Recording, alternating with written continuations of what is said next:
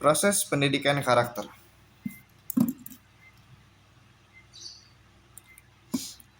Berbicara mengenai pendidikan karakter, kita dituntut bukan untuk memetik hasil secara instan atau serta-merta.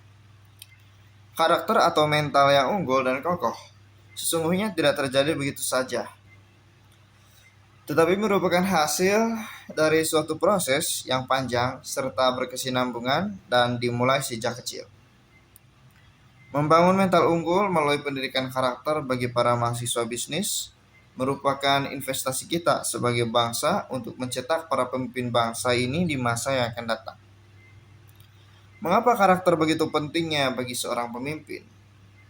John C. Maxwell dalam bukunya The One Indispensable Qualities of Leader mengatakan bahwa cara seorang pemimpin mengatasi keadaan hidupnya bercerita banyak tentang karakternya. Krisis belum tentu menguatkan karakter seseorang, namun krisis akan mengungkapkannya. Lalu apa saja yang harus kita ketahui tentang karakter? Menurut Maxwell ada 3 hal sebagai berikut. Pertama, karakter adalah lebih dari sekedar perkataan. Siapapun boleh saja berkata bahwa dirinya penuh integritas. Namun, perbuatannya lah yang akhirnya menunjukkan karakter dia yang sesungguhnya. Artinya, karakter seorang pemimpin tidak dapat dipisahkan dari setiap perbuatannya. Kedua, talenta adalah karunia, sedangkan karakter adalah pilihan. Memang, kita tidak dapat memilih bakat atau talenta, IQ, maupun kemampuan-kemampuan khusus seperti yang kita dambakan. Namun, kita dapat memilih karakter kita. Bahkan, kita mampu menciptakan karakter kita setiap kali membuat berbagai pilihan. Misalnya, menghadapi atau menghindari situasi sulit, melencengkan kebenaran atau kukuh mendukungnya, mengambil jalan pintas atau membayar harganya. Nah, ketika kita menjalani hidup dan setiap kali membuat berbagai pilihan, kita harus selalu menciptakan karakter kita. Ketiga, karakter orang menopang sukses jangka panjang bersama orang lain. Kita kerap menyaksikan orang-orang yang bertalenta tinggi tiba-tiba jatuh ketika mencapai tingkat sukses tertentu. Sumber dari gejala ini karakter. Stephen Douglas, seorang psikolog di Harvard Medical School serta penulis buku The Success Syndrome mengatakan, orang yang mencapai ketinggian namun tidak memiliki dasar karakter yang kuat untuk menunjangnya akan mengalami bencana.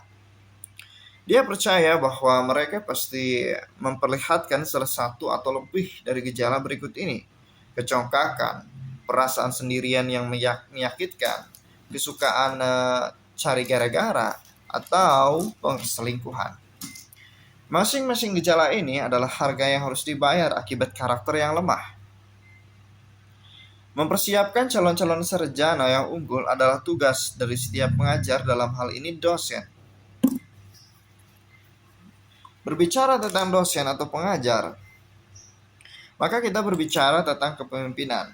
Sedangkan kepemimpinan hampir sama dengan kekuatan ketika memantul dari dinding dengan kekuatan yang hampir sama dengan kekuatan ketika melemparkannya.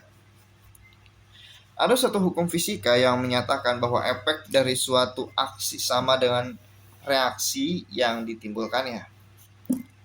Hukum ini juga relevan dengan kepemimpinan.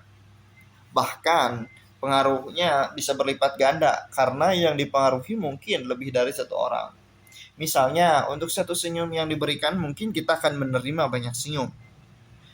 Marah pada satu orang mungkin akan menimbulkan kemarahan dari lebih banyak orang. Semua sikap dan sifat kita akibatnya akan kembali kepada kita sendiri.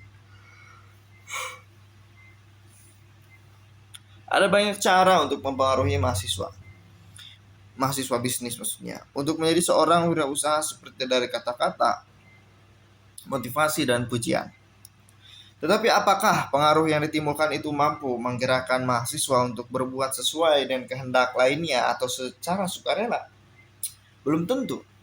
Banyak orang yang berbuat karena 2 hal, yaitu karena mengharapkan sesuatu atau karena takut akan sesuatu. Seorang mahasiswa bisa jadi rajin belajar karena mengharapkan nilai yang baik, kenaikan IPK, Bisa juga karena adanya ancaman. Kalau dia tidak rajin dan nilai tetap rendah, maka akan diberi surat peringatan atau terkena sanksi drop out. Seorang pengajar yang baik mampu mempengaruhi orang lain meski tanpa iming-iming imbalan atau memberikan ancaman. Pengajar yang berkarakter mampu menggerakkan mahasiswa tanpa kata-kata dan sentuhan. Disinilah dituntut kemampuan mempengaruhi orang lain dari seorang pengajar. Kalau kita membaca lagi kisah para pemimpin besar dunia, kita akan mendapati betapa kuatnya pengaruh mereka terhadap rakyat yang mereka pimpin.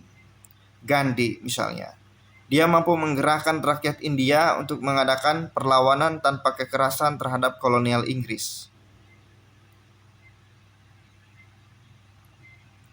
Soekarno memang mempengaruhi orang lain lewat tulisan dan ucapannya. Tetapi apakah itu yang paling mempengaruhi rakyat Indonesia untuk berjuang bersamanya mengusir penjajah Belanda? Ternyata tidak. Karakter mereka lah yang paling dominan menyebabkan orang lain untuk berbuat sesuai yang mereka inginkan. Karakter Gandhi yang kuat, konsisten, dan santun menyebabkan rakyat India mempercayainya. Karakter Gandhi yang kuat, konsisten, dan santun menyebabkan rakyat India mempercayainya. Karakter Soekarno yang cerdas, tegas, dan menyayangi rakyatnya menyebabkan bangsa Indonesia bergerak berjuang bersamanya. Hal serupa akan kita temukan pada banyak pemimpin bisnis perusahaan-perusahaan sukses. Sifat atau karakter pemimpinlah yang paling dominan menimbulkan kepercayaan para pengikutnya untuk mengikuti keinginan mereka. Adanya pengaruh dari sifat seorang pemimpin terhadap orang lain adalah alasan utama pentingnya memperhatikan karakter seorang pengajar atau calon pengajar suatu pendidikan tinggi. Setidaknya ada 5 hal yang menurut para psikolog perlu mendapat perhatian utama dalam mempromosikan seseorang. Itu visioner, sikap terhadap suatu kebijakan,